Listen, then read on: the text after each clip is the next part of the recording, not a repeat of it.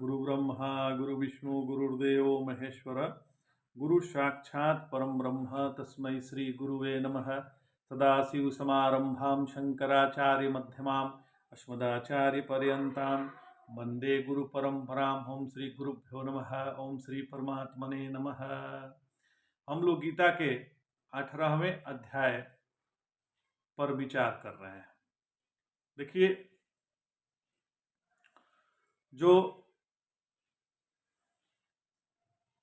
कर्म और धर्म के बारे में निर्णय लेने में कठिनाई इसलिए आती है क्योंकि हमारा कर्म के साथ आसक्ति का जो संबंध है वह हमको परेशान करता है। कर्म के साथ हम इतने आसक्त हो गए हैं जिससे हमें परेशानी होती रहती है। तो इसलिए भगवान यहाँ दो सिद्धांत मूल रूप से बताए हैं। तो एक तो बतलाए हैं कि कर्म दृष्टि से कि कर्म की दृष्टि क्या है, और दूसरा विवेक की दृष्टि क्या होनी चाहिए। तो 12वें श्लोक तक कर्म की दृष्टि भगवान ने बतलाई और भगवान ने कहा अनिष्ट। भगवान ने 12वें श्लोक में कहा अनिष्टम इष्टम मिश्रम च त्रिविधम कर्मणः फलम भवत्य त्यागिनां प्रेत्य न तु सन्यासिनां क्वचित्। कोई भी कर्म के 3 फल हो सकते हैं। क्या क्या? तो सत्व है, रज है और तम है। तो 13वें श्लोक में भगवान विवेक के बारे में बता रहे हैं कि प्रकृति में जो विकृति होती है उससे ना तो पाप की उत्पत्ति होती है और उससे ना तो पाप की उत्पत्ति होती है ना पुण्य की उत्पत्ति होती है। तो प्रकृति में जो विकृति है, प्रकृति में तो विकृति है लेकिन उससे पाप पुण्य निर्माण नहीं हो रहा है। वैसे ही हम लोगों की उम्र बढ़ती है तो उम्र बढ़ने से हमें कोई साधना की आवश्यकता है क्या? यदि हमारी उम्र बढ़ रही है तो इसके लिए हम कोई साधना करते हैं? तो नहीं, साधना नहीं करते हैं। तो उम्र बढ़ने के लिए हमें कोई साधना की आवश्यकता नहीं है, उम्र तो ऐसे ही बढ़ती है। तो यह प्रकृति का धर्म है, वह तो बढ़ेगा ही। तो आदमी साधना करे या न करे, उम्र तो बढ़ गई, उम्र तो बढ़ ही रही है।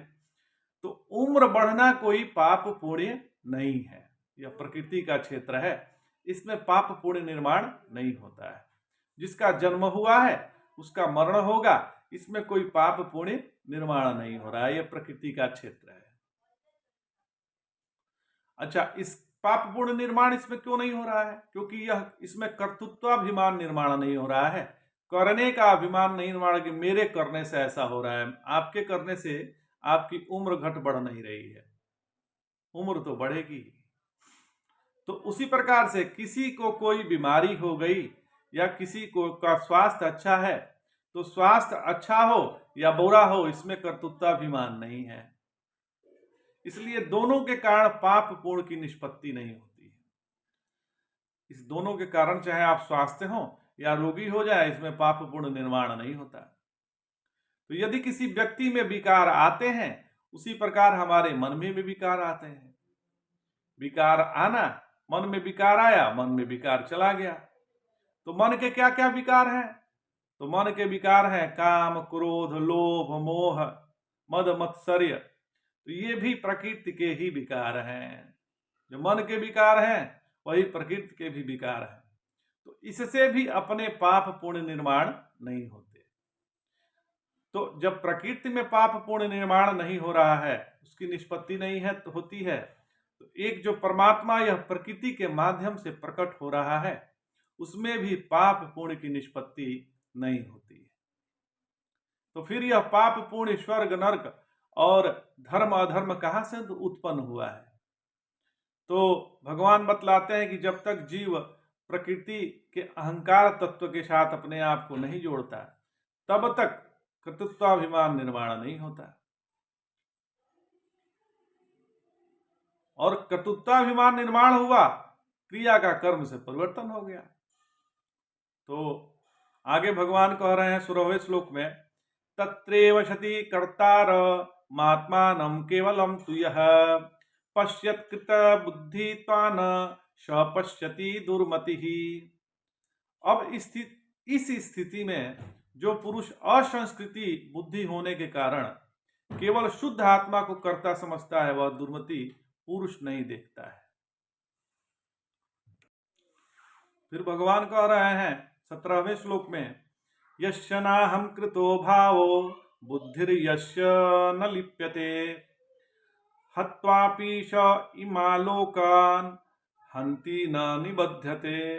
भगवान कह रहे हैं कि जिस पुरुष में अहंकार का भाव नहीं है, जिस पुरुष में अहंकार दूर दूर तक है, अहंकार का भाव ही नहीं है, और बुद्धि किसी गुण दोष से लिप्त नहीं होती, कोई भी सत्व रज तम किसी से भी बुद्धि लिप्त नहीं हुई है, वह पुरुष इन सब लोगों को मारकर भी वास्तव में न मरता है और न पाप से बनता है, क्योंकि वह जानता है कि मैं सच्चित आनंद स्वरूप हूं और यह मेरा ही विस्तार है, यह मैं देह मैं नहीं हूं, ये यदि मैं यह देह हूं तो ये सारे देह अपने ही हैं, तो इससे उसको पाप पुण्य निर्माण नहीं होता है।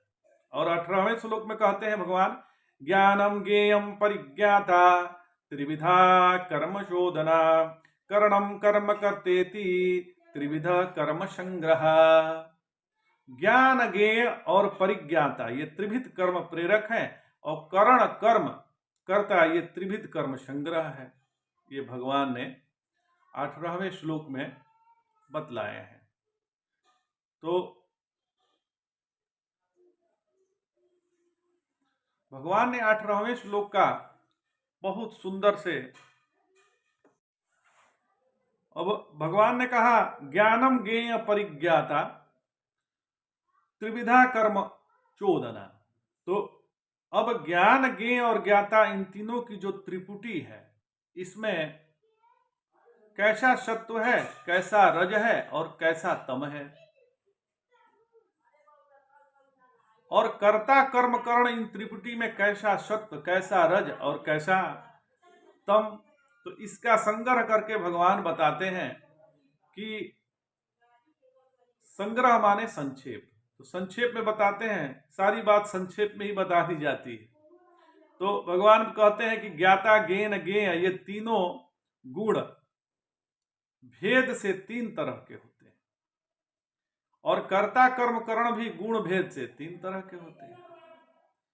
फिर भगवान आगे कह रहे हैं, ज्ञानम कर्म च कर्ता च त्रिविधैव गुण भेदतः प्रोच्यते गुण संख्याने यथा वच्छ्रेणु तान्यपि। ये 19वां श्लोक है। तो भगवान ने यहाँ जो गुणों की संख्या का प्रसंग है, उसमें आप यह मत समझना कि जब गिनती करके किसी चीज को बताया जाता है, गिन के किसी चीज को बताया जाता है, तो उसमें उसकी महिमा बढ़ जाती है। कई लोग ऐसा समझते हैं या उनको ऐसा लगता है कि जब लाख, 2 लाख, 4 लाख, 10 लाख, करोड़, अरब गिनकर बता दिया जाता है, तब उससे उसकी महिमा बड़ी भारी हो जाती है। तो अरे नहीं, ऐसा नहीं, उससे उसकी महिमा बढ़ती नहीं है। तो वह तो गिन लिया गया है, जो गिन लिया गया है सो तो परिमित हो गया है। अब फिर अपरिमित जो गिनी वस्तु परिमित संख्या है, वह किस हिस्से में है उसके, जो अपरिमित है। जो परिमित हो गई वह तो तुच्छ हो गई, जो गिना गया वो तो तुच्छ हो गया। दर्शन शास्त्र का, वेदांत शास्त्र का सिद्धांत यह है कि जो वस्तु गिनी गई है वह छोटी है, तुच्छ हो गई है, क्योंकि ब्रह्म गणित के कसौटी पे नहीं आता, वो तो अनंत है। उसका विस्तार ही इतना बड़ा विस्तार है कि उसको आप गिनते रह जाएंगे, नहीं गिन पाएंगे। तो देखिए, बड़ी से बड़ी गिनती करें तो वह कहां तक, तो नील, महानील, पद्म, महापद, शंख, महाशंख, यहीं तक ना, उसके बाद आप कहां गिनती करेंगे। तो अब समझो कि 1 करोड़ महाशंख किसी चीज की संख्या है, परंतु असंख्य में वह कितने हैं, तो अपरिमित में कितने हैं। असंख्य में कितने हैं, अपरिमित में कितने हैं। तो अत्यंत भाव का अधिष्ठान अपरिमित में भासमान जो करोड़ महाशंख है, यह तो बिल्कुल मिथ्या है, तुच्छ है। यह बात वैष्णव भी के लिए भी माने, वैष्णव भी इसको मानते हैं। तो वैष्णव, शैव, शाक्त सभी मतों में ईश्वर भी सत्य है, ये तो निश्चित है। जगत भी सत्य है।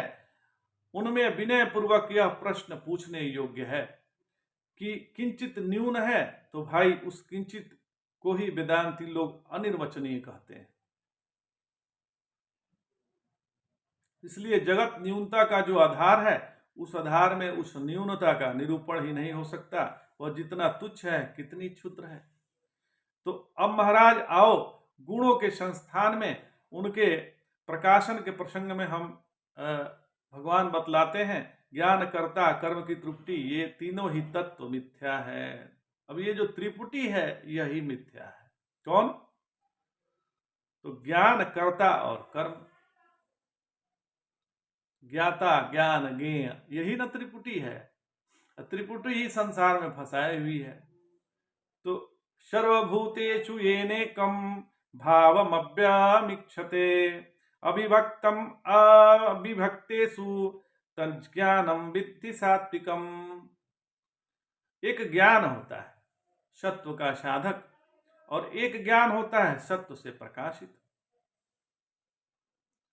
तो सत्व का प्रकाशक आत्मा है, और सत्व से प्रकाशित विषय है।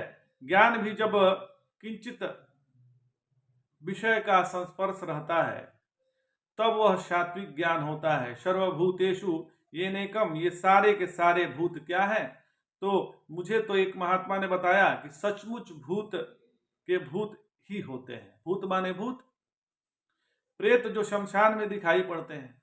तो मुझे बचपन में गांव के एक आदमी ने कहा कि आओ तुम्हें भूत दिखाएं। मैंने कहा कि अच्छी बात है, लेकिन भूत तो दिखा नहीं पाया।